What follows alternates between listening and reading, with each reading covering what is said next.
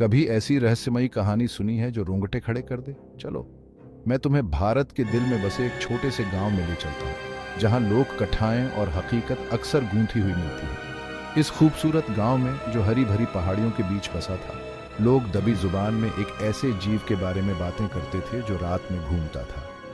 वो उसे गांव का दैत्य कहते थे।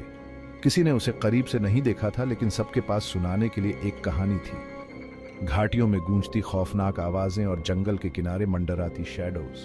लेकिन ये तो बस शुरुआत है। इस कहानी का असली ट्विस्ट आता है 7 समंदर पार से। दूर प्राचीन जादू और ताकतवर टोने टोटकों की दुनिया में रहता था एक रहस्यमयी विज़र्ड। उसका नाम सिर्फ किंवदंतियों में फुसफुसाया जाता था। एक ऐसा आदमी जो तत्वों को बुला सकता था और हकीकत को ही मोड़ सकता था। एक रात जब गांव के ऊपर तूफानी बादल छाए, वो जादूगर आ पहुंचा। काले कपड़े पहने और रहस्यमयी शक्ति की आभा लिए वो गांव के चौक पर आया। उसकी आंखें अलौकिक रोशनी से चमक रही थीं।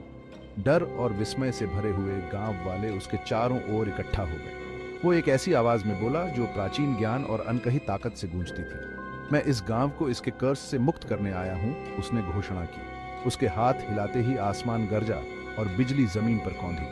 हवा में ऊर्जा चटकने लगी जब उसने अपना मंत्र जाप शुरू किया। गांव वाले स्तब्ध खामोशी से देखते रहे जब जादूगर ने एक प्राचीन भाषा में शब्दों का उच्चारण किया। जमीन कांपी और अचानक परछाइयों से एक काली आकृति उभरी। वो गांव का दैत्य था, जो अब जादूगर के मंत्र के असर से सामने आ गया था।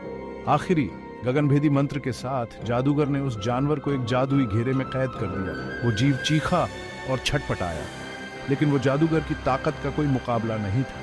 रोशनी की एक चमकती लहर में दैत्य गायब हो गया। बस धुएं का एक हल्का सा गुब्बार पीछे छोड़ता हुआ गांव बच गया था। अपना काम पूरा करके जादूगर उसी रहस्य के साथ गायब हो गया जैसे वो आया था। आज भी गांव वाले उस रात को खौफ और श्रद्धा के मिले जुले भाव से याद करते हैं। वो गांव के दैत्य और 7 समंदर पार से आए जादूगर की कहानी सुनाते हैं। एक ऐसी कहानी जो उन्हें मिथक और हकीकत के बीच की बारीक रेखा की याद दिलाती है।